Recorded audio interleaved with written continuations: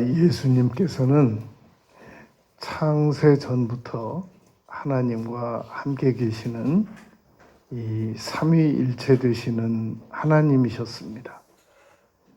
그리고 천지를 창조하실 때도 함께 창조하셨고, 구약시대 때도 하나님으로서, 성자로서 이 여러 곳에서, 곳곳에서 역사를 하셨습니다.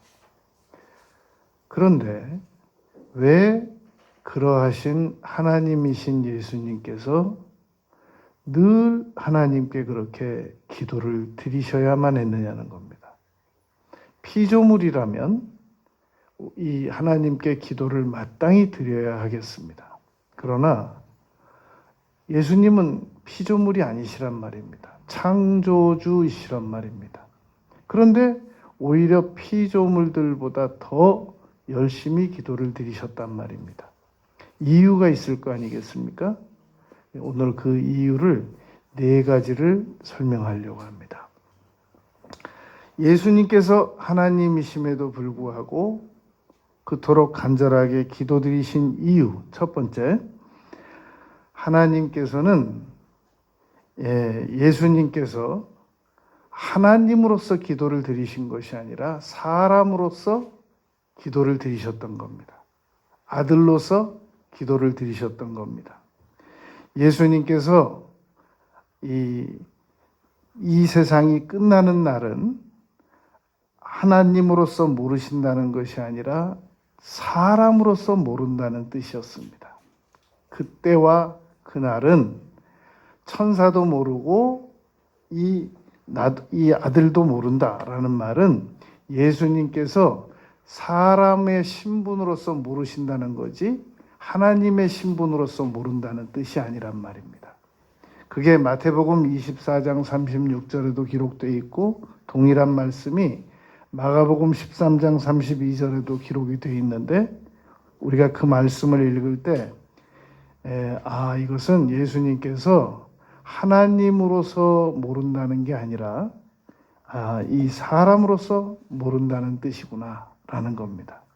우리가 이제 우리 자녀들과 이야기할 때도 엄마가 이 일에는 나서야 될 일이 아니고 아빠와 자녀들과만의 이 문제가 해결돼야 될 일일 경우에 자녀들이 엄마에게 묻습니다. 엄마 이거 알아 몰라? 그러면 엄마 몰라.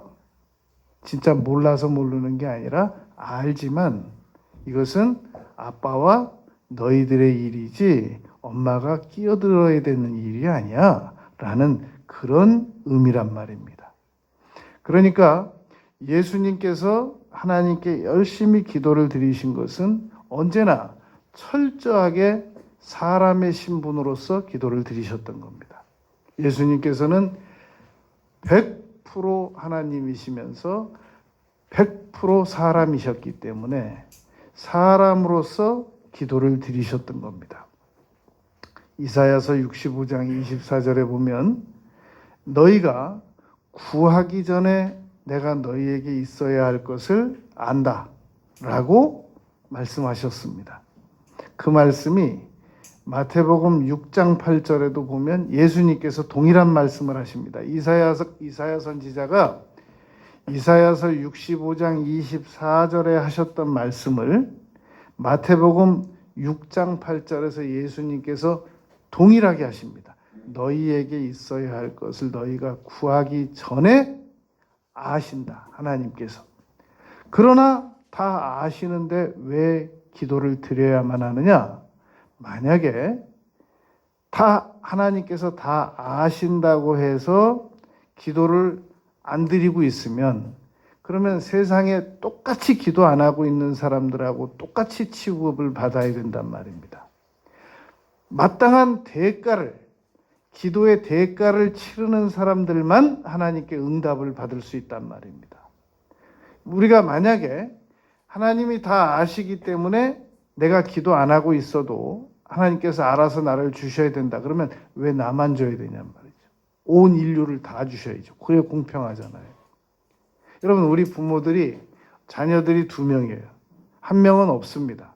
한 명은 지금 우리가 뭘 먹는지, 뭘 사서 먹는지, 무슨 먹을 게 생겼는지 모른단 말입니다. 그런데 형제 중에 한 명이 집에 없으면 부모들이 이거 남겨놨다 줘라 그러든지, 동생한테 10,000원을 주게 되면 이거 이따가 형 오면 10,000원 줘라, 누나 오면 10,000원 줘라. 공평하게 예우를 하려고 하는 것이 이 부모들의 그 인지상정적 태도란 말입니다. 하나님께서 공평하신 분이신데 해를 악인에도 비춰주시고 선인에게도 비춰주시는 공평하신 분이시란 말입니다. 그런데 어떤 사람은 기도 안 해도 주고, 어떤 사람은 기도 모르니까 안 주고, 그러면 공평이 깨진단 말입니다. 그러니까 언제나 하나님께서 공평하신 의도는 기도 드려라. 그러면 기도 드리는 사람에 한해서는 특별하게 예우를 하겠다라고 하는 제도와 법칙을 만드셨단 말입니다. 그런데 하나님은 다 아시니까 뭐 왜 응답을 안 하시느냐, 이건 기도하기 싫어서 하는 말이거든요. 여러분, 이 세상에서 공부 안 해도 공부한 사람이나 공부 안 한 사람이나 똑같이 예우와 배려를 받는다면 누가 공부하겠습니까? 비싼 등록금 내고 일도 못하고 그 시간에 건강이 많이 훼손돼 가면서까지 그렇게 공부를 하는 이유는 공부라는 대가를 치르면 뭔가 남다른 보상을 받기 때문에 공부를 하는 것이란 말입니다. 남들 잠자는 시간에 공부하고 일하는 시간에 공부하고 운동하고 싶어도 참고 공부하고, 그런데 하나님 다 아시니까 내가 기도 안 해도 달라. 이것은 아주 옳지 못한 이기적 요구란 말입니다. 그래서 예수님께서 마태복음 7장 7절부터 11절까지 구하면 구하고 찾으면 찾고 두드리면 열리고, 누가 자식이 떡을 달라는데 돌을 주며 생선 달라고 그러는데 뱀 주겠느냐. 하물며 악한 자라도 너희가 좋은 것을 자녀에게 줄 알거늘 하나님께서 너희에게 구하는 자에게 좋은 것을 주시지 않겠느냐라고 말씀하셨단 말입니다. 이 말은 합법적으로 차별하시겠다 그 말입니다. 기도하는 사람은 기도하는 만큼 차별하고, 기도 안 하는 사람은 안 하는 만큼 차별하겠다라고 분명히 말씀하셨단 말입니다. 그래서 야고보서 4장 2절에 너희가 얻지 못하는 이유를 아느냐? 구하지 않기 때문이다. 무식하기 때문도 아니고, 연약하기 때문도 아니고, 돈이 없기 때문도 아니고, 학력이 없기 때문도 아니고, 오로지 한 가지의 이유, 구하지 않기 때문에 너희가 응답을 못 받는 것이다 라고 말했단 말입니다. 그래서 예레미야 33장 3절에 보면 너는 내게 부르짖으라 내가 내게 응답하겠고 내가 알지 못하는 크고 생각도 못했던 비밀한 일을 알려주시겠다, 응답해 주시겠다 라고 말씀하셨단 말입니다. 야고보서 5장 14절 15절 16절에서는 너희 중에 병든 자가 있느냐? 병이 낫기를 서로 기도하라. 여러분, 우리가 지금 하나님 예수님께서 사람으로서 하나님께 기도를 드리셨다는 거, 이거 하나만 지금 분명히 알아도 이런 놀라운 축복을 받을 수 있는, 기도응답을 받을 수 있는 길이 있다는 걸 내가 왜 몰랐을까? 내가 그동안 무슨 일을 하고 산 거야? 이런 놀라운 일이 있었는데, 놀라운 혜택이 있었고 놀라운 방법이 있었는데 내가 지금 뭐하고 산 거야 지금까지? 라고 생각을 할 만하단 말입니다. 여러분, 국가에서 특별히 이 여러 혜택을 줄 수 있는 사람에게 여러 제도를 마련해 두었습니다. 그런데 그 제도를 잘 몰라요. 그 구청에 근무하는 사람이나 동사무소에 근무하는 사람이나 그분들하고 가까운 사람들은 그런 제도를 듣고 나면 나는 왜 그걸 몰랐지? 왜 나는 그런 혜택을 몰랐지? 학교에 근무하는 사람들이나 어떤 장학재단과 연관되어 있는 사람들은 희한하게 어떻게 하면 장학금을 받을 수 있고 학교에서 어떻게 하면 아이들에게 여러 가지 그 점수를 받아가지고 대학교 보내는데 좋은 효력을 잘 몰라요. 나중에 듣고 보면 우리 애들 다 학교 보내고 나면 그 소식이 들려가지고 왜 난 그런 걸 몰랐지? 그런단 말입니다. 혜택이 있단 말입니다. 이 세상에는 기도를 열심히 드리게 되면 기도를 게으리하거나 안 한 사람들보다 훨씬 더 나은 예우를 받는다는 분명히 하나님께서 공개적으로 만들어 놓으신 제도와 법칙이 있단 말입니다. 그것을 우리가 분명히 알고 예수님께서 사람으로서 그러한 기도를 드리셨던 것은 우리에게 동일한 효력이 발생된다는 사실을 가르치시기 위함이란 말입니다. 두 번째, 예수님께서 왜 하나님으로서 그렇게 하나님에게 기도를 드리셨느냐? 분명히 기도를 들으시는 분이 있으시기 때문에 드리신 겁니다. 여러분 혹시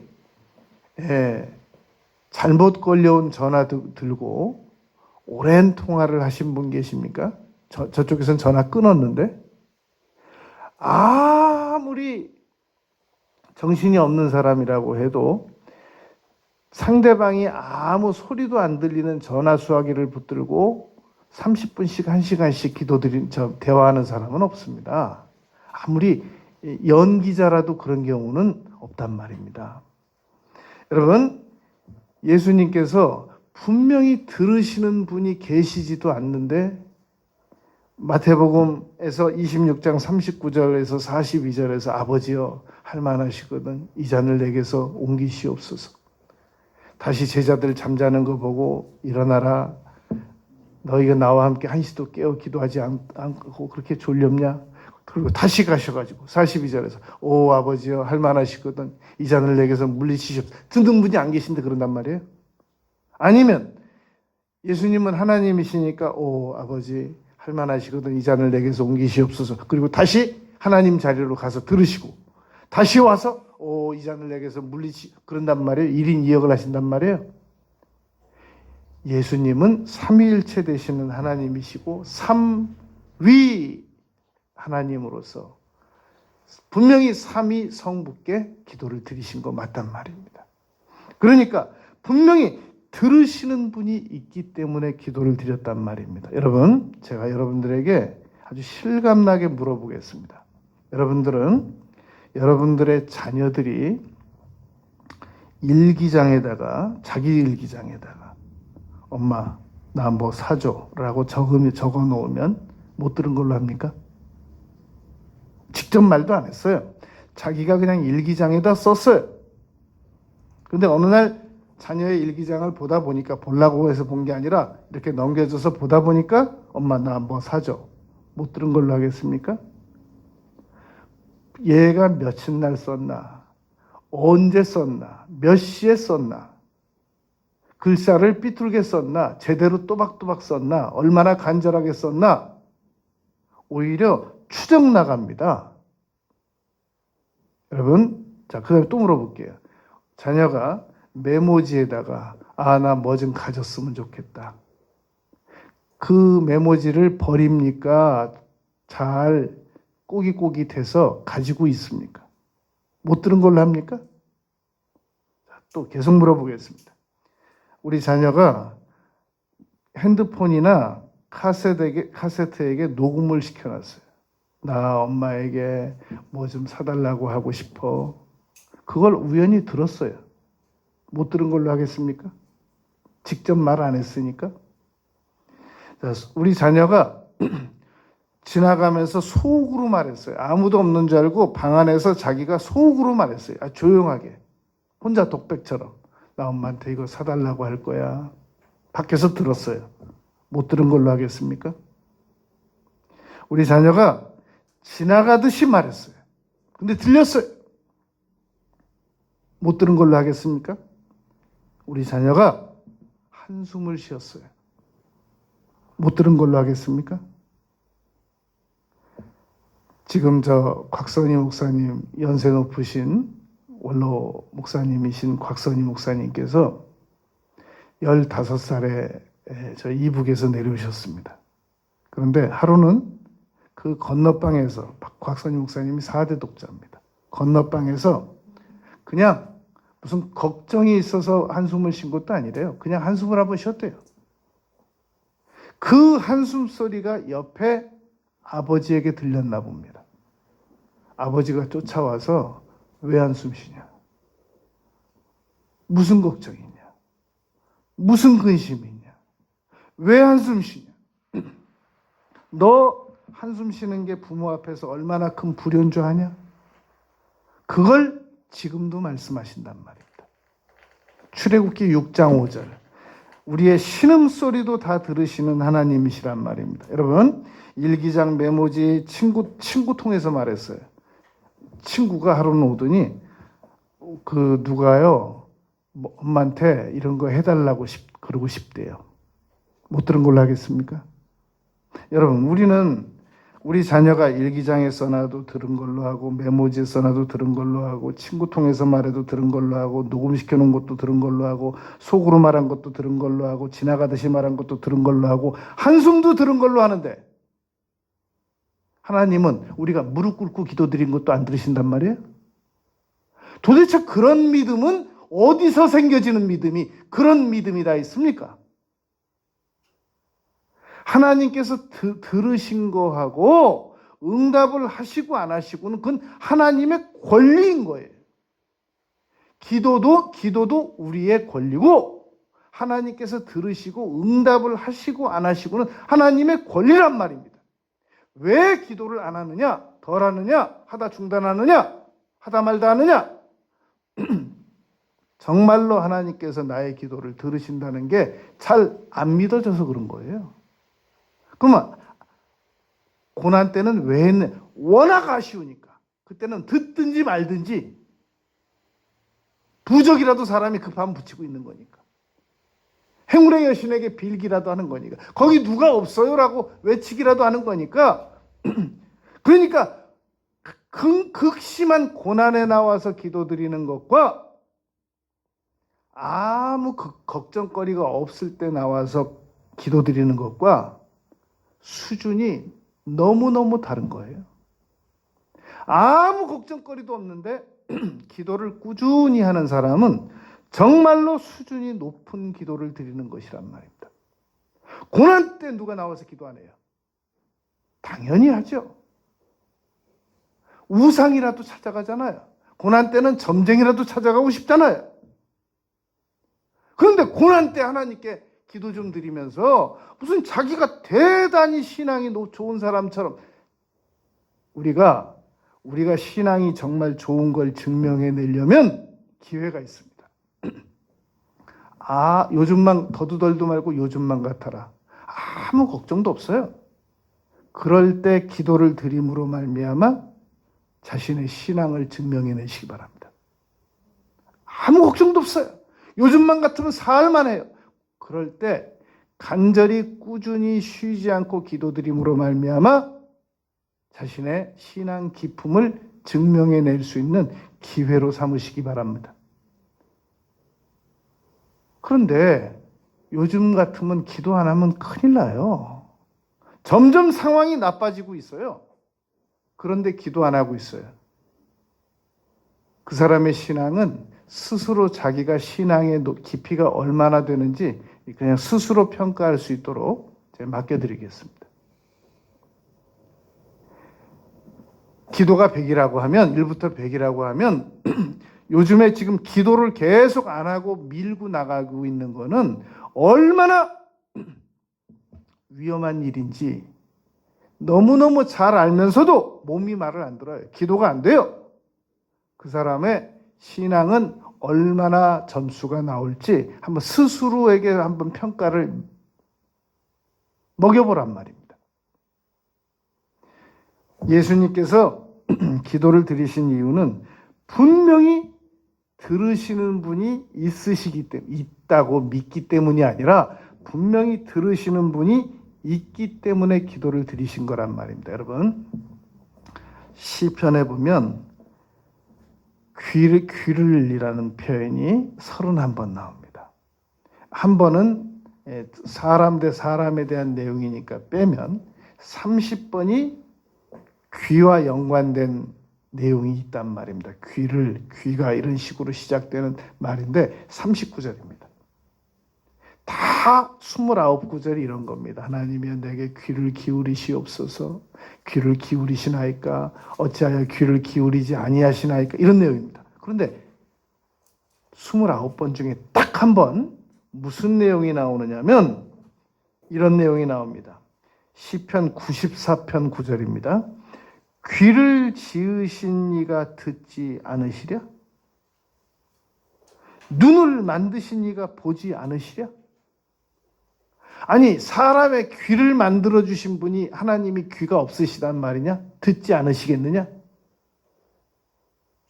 여러분 우리가 하나님께서 나의 기도를 분명히 듣고 계신다라는 사실만 분명히 믿어도 지금보다 기도를 더 열심히 하지 않을 수가 없게 됩니다. 요한복음 11장 41절에 보면 예수님께서 이렇게 기도드리십니다. 아버지여 내 말을 들으신 것을 감사하나이다. 지금 이 나사로 무덤 앞에서 기도드리는 거예요.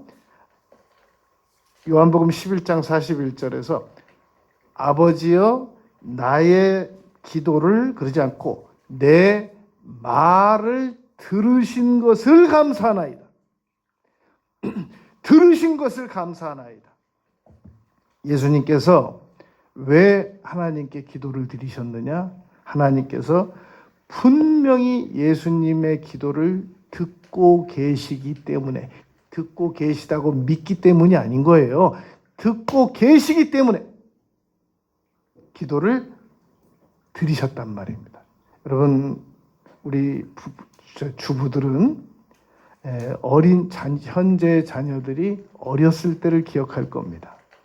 말도 못할 때, 옹알이밖에 못하고 우는 것밖에는 못할 때 잠시 집에다 두고 잠시 밖에 나왔다가 곧 들어갈 거예요. 얼마나 마음이 급했습니까? 만약에 조금 무슨 사정이 생겨서 제때 못 가게 되면 얼마나 마음이 급했었습니까? 하나님께서 우리의 기도를 분명히 들으시는 분이에요. 근데 그걸 알면서도 우리의 기도를 듣고 호세아서 7장 10절 너희가 내게 나오지 않고 기도드리지 않는 것은 너희의 교만 때문이다 라고 말씀하신 하나님에게 우리가 기도를 계속 밀어나갈 수 있단 말이에요. 아니 이건 사랑하고 안 사랑하고 문제가 아니에요. 믿어지고 안 믿어지고가 문제라는 거예요. 하나님께서 분명히 나의 기도를 들으신다는 거. 이것을 분명히 알고 있으면 기도를 한 번이라도 더 드리게 됩니다. 예수님께서는 사람으로서 기도를 드리셨고 그리고 하나님께서 분명히 들으신다는 것을 알고 계셨기 때문에 기도를 드리셨단 말입니다. 세 번째, 예수님께서 역할을 바꾸셨기 때문에 맡은 바 역할을 충실히 여기셨기 때문에 기도를 드리셨습니다. 여러분 이 말 들으면 여러분도 기억날 거예요. 구약 시대 때는 성부가 역사하셨다. 초대교회 때는 예수님께서 역사하셨다. 성자가. 그리고 지금은 성령께서 역사하신다. 구약 시대 때는 성부 시대요, 초대교회 때는 성자 시대요, 지금은 성령 시대다. 이렇게 말하는 거 기억날 겁니다. 누군가에게 들었을 겁니다. 이건 신학적으로 옳은 내용은 아닙니다. 왜냐하면 구약 시대 때도 삼위일체 하나님께서 역사하셨고 성부, 성자, 성령이 다 역사하셨어요. 태초에 천지를 창조하실 때도 수면 위에 성령께서 운행하셨고 성자께서 함께 계셨고 성부께서 함께 계셨단 말입니다. 초대교회 때 예수님께서 오셨을 때도 나와 아버지는 하나다라는 것부터 시작해서 나와 아버지가 함께 계시고 요한복음 17장 3절에서 오 아버지여 내 기쁨을 내 제자들에게 저들에게 주시옵소서 함께 계셨어요. 그리고 지금도 성부, 성자, 성령께서 삼위일체 되신 하나님께서 함께 역사하신단 말입니다. 그러나 예수님께서 하나님께 기도를 드리시는 그 순간만큼은 역할을 바꾸셨단 말입니다. 역할이 성부께서는 성자로서 예수님께서 드리시는 기도, 성자로서 십자가에 못 박히시기로 한 그 역할, 그런 것들을 다 존중하기로 하셨단 말입니다. 그래서 히브리서 2장 7절에서는 잠시 천사보다 못하게 하셨단 말입니다. 여러분, 예수님께서 세상에 오셔서 하나님으로서 빌립보서 2장 5절, 6절, 7절, 8절, 9절 모든 무릎을 꿇게 하시는 그 예수님께서 하나님께 그 동일한 그 본체를 자신이 낮추셔서 사람으로 오셨단 말입니다. 그런데 그 예수님께서 세상에 오셔가지고 하나님보다 낮아지는 순간이 있었는데 그건 아무것도 아니라는 거예요. 히브리서 2장 7절에서는 예수님께서 세상에 계시는 동안은 천사보다도 더 낮아지셨다라고 히브리서 2장 7절에 기록하고 있단 말입니다. 여러분, 혹시 여러분들 중에 몇 년 동안 한시적으로 한 3년 동안 혹시 노숙인보다 더 못한 취급을 받으라고 하면 기꺼이 나설 분 몇 분 계신가요? 여러분들 중에 혹시 한시적으로 한 3년 동안 짐승보다 못한 취급을 받고 살 각오가 돼 있느냐고 말하면 자신 있게 나설 용기 있는 사람이 있겠습니까? 예수님께서는 하나님이신데 한시적으로 어머니 모태로 들어가서 태어나셔가지고 30년 동안 목수 아버지 밑에서 목수 일을 한 것으로 추정이 됩니다. 30년 동안. 그리고 30년이 되면서 공생애를 시작하셔가지고 3년 동안 천사보다 못한 위치에 거하셨단 말입니다. 그리고 히브리서 2장 9절에 보면 천사들보다 잠시 못하심을 입은 자라고 기록되어 있단 말입니다. 그리고 히브리서 2장 9절에 보면 죽음까지 맛보신 자, 우리를 죽음의 두려움의 공포에서 건져내시기 위해서 먼저 죽어보신 거예요. 내가 죽었다가 다시 살아났으니까 너희들도 마음 놓고 와라. 죽음을 맛보셨단 말입니다. 그리고 히브리서 2장 18절에 보면 시험을 받아 고난을 당하셨은즉 우리를 도우실 수 있느니라 라고 말했단 말입니다. 우리 때문에 고난도 당하셨단 말입니다. 역할을 바꾸셨단 말입니다. 한시적으로 역할을 바꾸셨단 말입니다. 여러분, 우리는 우리 자녀들이 어떤 고난을 3년쯤 당할 것을 내가 가서 3년쯤 대신 당하라고 하면 그건 바꿀 수 있을 거예요. 왜냐하면 아우슈비츠 형무소에서 가스실에 전부 들어가서 이 거긴 번호로 불러내니까 가스실 처형할 명단을 번호를 먼저 부른단 말입니다. 그러면 많은 부모들이 자녀들의 수용 번호가 불러지는 순간 자녀들의 옷을 자기가 입고 대신 나갔단 말입니다. 야, 너다, 부른다, 나가봐라. 그런 부모가 세상에 어디 있겠어요? 야, 빨리 나가, 네 번호야. 그런 부모가 어디 있겠어요? 반드시 비록 잠깐 차이라도 자녀들의 수용 번호가 그 독일군들이 부르면 얼른 옷 바꿔 입고 나갔단 말입니다. 우리도 한시적으로는 그렇게 할 수 있습니다. 예수님께서는 하나님으로서 사람의 모습으로 오셨다는 것은 우리 사람이 한시적으로 구더기로 변했다는 것보다도 더 험한 일을 받아들이셨다는 것이란 말이다. 역할 바꾸기. 가끔 우리가 역할 바꾸기 한 번씩 하잖아요. 선생님하고 학생하고 역할을 바꿔가지고 학생이 선생님 노릇하고 선생님이 학생 노릇하고 나중에 인터뷰하잖아요. 역할 바꿔보니까 어떠냐고. 예수님께서는 역할 바꾸기 연극을 하신 게 아니라 실제 바꾸셨다고요. 실제. 실제 기도 드리셨단 말입니다. 그러므로 우리는 예수님께서 취하셨던 이 기도의 방식이 정말로 진심으로 기도를 드릴 수밖에 없으셨다라는 것을 알 수 있단 말입니다. 끝으로 네 번째, 왜 예수님께서 하나님께 기도를 드리실 수밖에 없으셨던가? 모범을 보이시기 위함이셨습니다. 우리에게 모범을 보이시기 위함이셨단 말입니다. 여러분, 우리가 2주 전에 그런 얘기했습니다. 우리가 왜 다니엘처럼 기도를 안 하는가? 다니엘에게 기도를 배우지 않고 어깨 넘어서 배웠기 때문이라고 그랬단 말입니다. 우리가 왜 예수님처럼 기도를 드리지 않는가? 예수님에게 기도를 배우지 않고 어깨 너머로 배웠기 때문에, 우리가 어깨 너머로 배운 솜씨로 기도를 드리고 있기 때문에 예수님처럼 기도를 드리고 있지 않단 말입니다. 그러나 누가복음 22장 39절에 보면 예수님께서는 습관을 조차 감람산으로 기도하러 나가셨다고 했단 말입니다.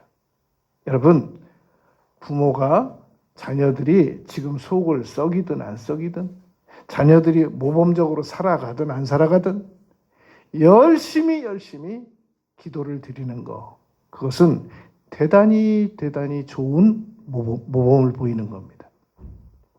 제가 아주 오래전에 어떤 그분의 부탁을 받고 서울 구치소에 면회를 갔습니다. 그런데 그분이 저하고 얼굴도 모르죠. 자기 아는 사람이 지금 나 부탁을 해서 내가 대신 특별 면회를 가준 거기 때문에.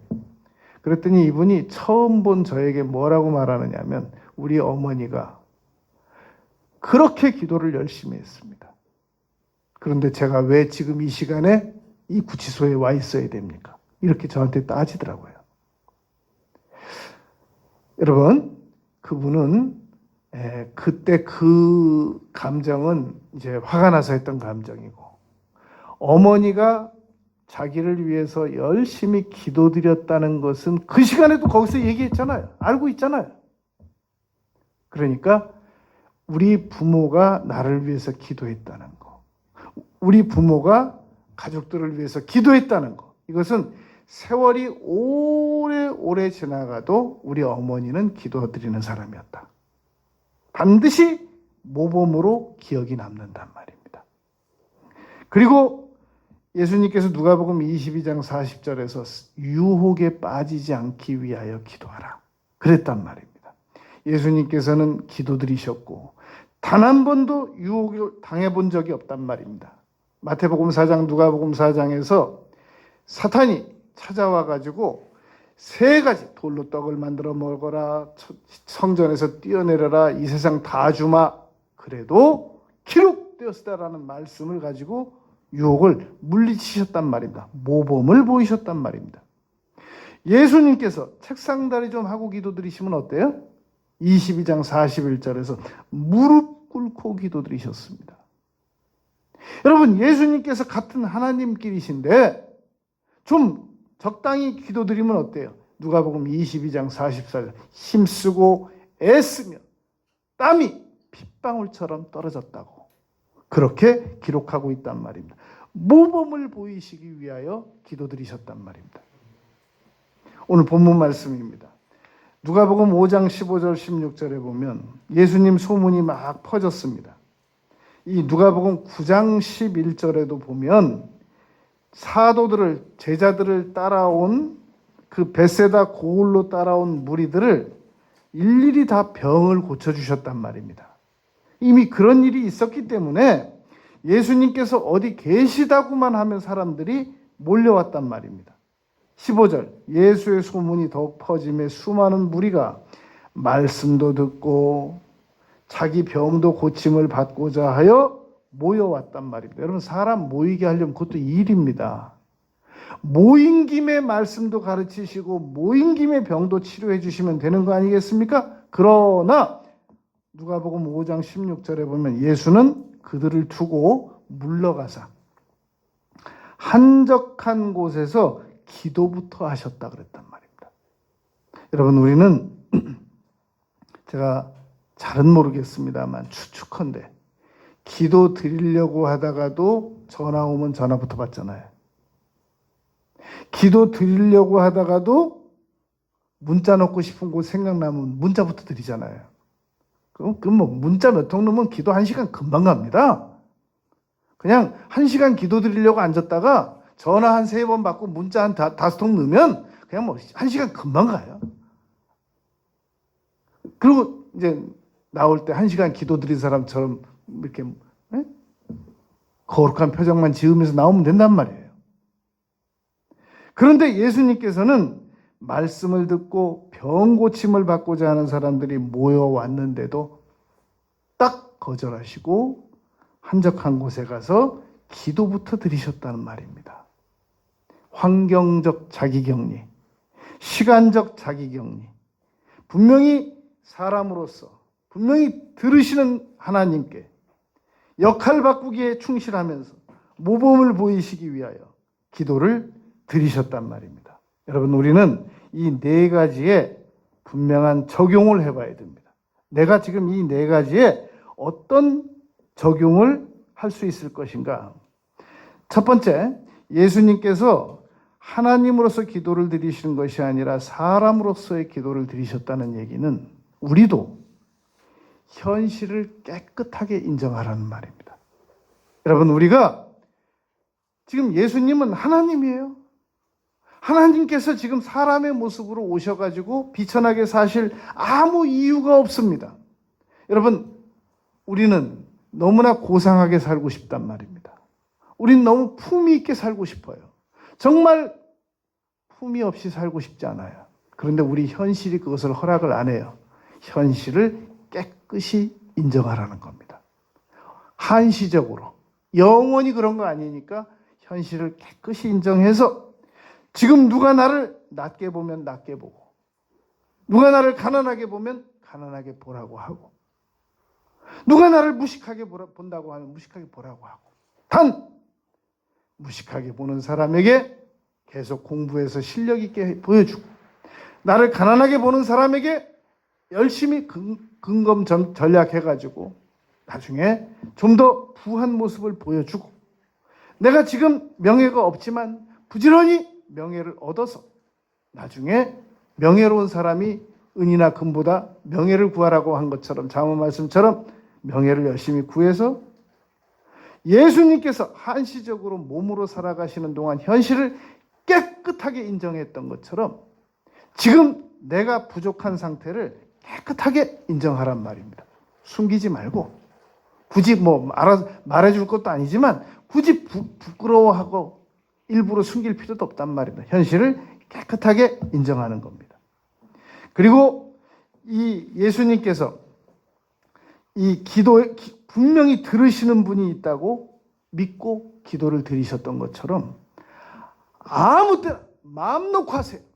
자다가도 일어나서 하고 운전하다가도 하고 요즘 마스크 쓰고 있으니까 마스크 시한 끝나기 전까지 열심히 하세요. 계속 얘기하면 나는 지나가다가 뛰어가다가 드리고 잊어버리더라도 전능하시고 전지하시고 무소부지하신 하나님께서는 내가 하는 한마디도 놓치지 않고 다 기억하신단 말입니다. 그리고 3번째 적용은 역할 바꾸기. 여러분, 지금 내 역할, 자기 역할에 충실하시기 바랍니다. 나는 남자로 태어났어야 돼. 정말 내가 남자로만 태어났으면 내 진짜 뭐 하나 해도 했다. 여자라서 그러니까 그냥 여자 역할에 충실하세요. 내가 남자가 못 돼가지고 내가 남자만 됐으면 대장이다 대장. 그리고 뭐 대통령이 몇 명이 나온지 몰라요. 서로 다 대통령감이라고 그러고 그냥 여성으로서 할 수 있는 최선의 역할을 다 하시자는 겁니다. 그리고 모범을 보이는 역할에 대한 적용. 부지런히 우리 자녀들에게, 여러분 자녀들에게 돈이 많으면 돈을 남겨놓고 가세요. 재산을 물려주고 가세요. 근데 돈이 없어요? 그러면 전능하신 하나님, 온 우주의 주인이신 하나님에게 기도드려서 응답받는 모범을 남겨놓고 가잔 말입니다. 모범을 보이고 가잔 말입니다. 이렇게 우리가 4가지만 여러분 실천하면 우리의 인생이 변할 수 있습니다. 우리의 남은 생에는 반드시 놀라운 하나님의 축복과 변화를 능히 체험하게 될 수 있을 줄로 믿습니다.